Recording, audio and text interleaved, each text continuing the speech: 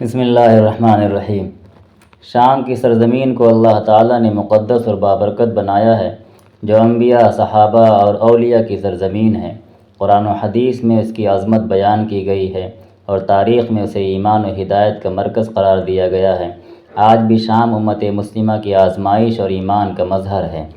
شام کی سرزمین، اللہ تعالیٰ نے اس کائنات کی تخلیق میں کچھ جگہوں اور زمینوں کو خاص فضیلت اور برکت عطا کی ہے۔ ان میں سرزمین شام ایک ممتاز حیثیت رکھتی ہے، جس کے فضائل قرآن مجید، احادیث نبوی اور اقوال علماء میں واضح طور پر بیان کیے گئے ہیں۔ شام وہ سرزمین ہے جو مقدس، بابرکت اور ایمان و ہدایت کا مرکز رہی ہے۔ اس ویڈیو میں ہم شام کی فضیلت و اہمیت پر روشنی ڈالیں گے اور اس سرزمین کی موجودہ حالت کو بھی بیان کریں گے۔ اللہ تعالیٰ نے سورہ مائدہ میں ارشاد فرمایا، اعوذ باللہ من الشیطان الرجیم، یا قوم ادخلوا الارض المقدسۃ التی کتب اللہ لکم، اے میری قوم، اس مقدس زمین میں داخل ہو جاؤ جو اللہ نے تمہارے لیے لکھ دی ہے۔ اس آیت میں مذکورہ الارض المقدسہ کی تفسیر میں اکثر مفسرین نے کہا ہے کہ یہ شام کی سرزمین ہے۔ امام قتادہ رحمۃ اللہ علیہ نے فرمایا، ہی الشام، یعنی وہ مقدس زمین شام ہے۔ نبی اکرم صلی اللہ علیہ وسلم نے شام کی عظمت کو کئی مواقع پر واضح فرمایا۔ آپ صلی اللہ علیہ وسلم کی والدہ ماجدہ نے آپ کی ولادت کے وقت دیکھا کہ ان سے ایک نور نکلا ہے جس نے شام کے محلات کو روشن کر دیا ہے۔ ایک اور حدیث میں آپ صلی اللہ علیہ وسلم نے فرمایا، میں نے خواب میں کتاب کا ایک ستون دیکھا جو میرے تکیے کے نیچے سے نکلا، پھر میں نے دیکھا کہ وہ ستون بلند ہو کر شام کی طرف جا رہا ہے۔ یاد رکھو، جب فتنے برپا ہوں گے تو ایمان شام میں ہوگا۔ یہ حدیث شام کی سرزمین کو فتنوں کے دور میں ایمان کا مرکز قرار دیتی ہے، جو اس کے دینی و روحانی مقام کو واضح کرتی ہے۔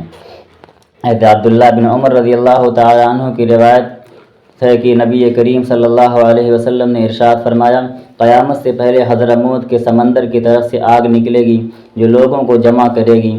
صحابہ رضی اللہ عنہم نے عرض کیا، اے اللہ کے رسول صلی اللہ علیہ وسلم، ایسے وقت میں ہمیں کیا کرنا چاہیے؟ آپ صلی اللہ علیہ وسلم نے ارشاد فرمایا، شام کو لازم اختیار کرنا۔ یہ حدیث قیامت کے قریب شام کی اہمیت اور حفاظت کو اجاگر کرتی ہے۔ شام کی تاریخی حیثیت کیا ہے؟ شام کی سرزمین انبیاء کی سرزمین رہی ہے۔ حضرت ابراہیم علیہ السلام، حضرت لوط علیہ السلام، حضرت موسیٰ علیہ السلام اور حضرت عیسیٰ علیہ السلام جیسے عظیم انبیاء کا تعلق اس مبارک زمین سے رہا ہے۔ یہاں بیت المقدس، مسجد اقصیٰ اور دیگر مقدس مقامات موجود ہیں جن کی زیارت کے لیے لوگ دنیا بھر سے آتے ہیں۔ شام میں موجودہ حالات اور امت مسلمہ کی ذمہ داری کیا ہے؟ موجودہ دور میں شام کے مسلمان شدید آزمائش اور مشکلات کا شکار ہیں۔ وہاں کے موحدین کو ظلم و ستم کا نشانہ بنایا جا رہا ہے، خواتین کو بیوہ کیا جا رہا ہے، بچے یتیم ہو رہے ہیں اور بوڑھوں کو بے دردی سے قتل کیا جا رہا ہے۔ اغیار کی بربریت اور سازشیں شام کی عظمت کو مٹانے کی ناکام کوشش کر رہی ہے، لیکن یہ آزمائشیں وقتی ہیں۔ اللہ تعالیٰ کے وعدے کے مطابق شام ایمان کا مرکز بنے گا اور وہاں کے موحدین کی قربانیاں رنگ لائیں گی۔ شام کی اہمیت و فضیلت پر علماء نے متعدد کتابیں تحریر کی ہیں۔ امام سمعانی کی فضائل الشام، حافظ علی بن محمد الربیعی کی فضائل الشام و دمشق اور حافظ ابن عبد الہادی کی فضائل الشام اس موضوع پر مشہور کتابیں ہیں۔ ان کتب میں شام کی برکات، دینی حیثیت اور انبیاء کے واقعات کو تفصیل سے بیان کیا گیا ہے۔ شام کی سرزمین نہ صرف دینی و روحانی مرکز ہے بلکہ امت مسلمہ کے لیے عظیم الشان سبق اور پیغام بھی رکھتی ہے۔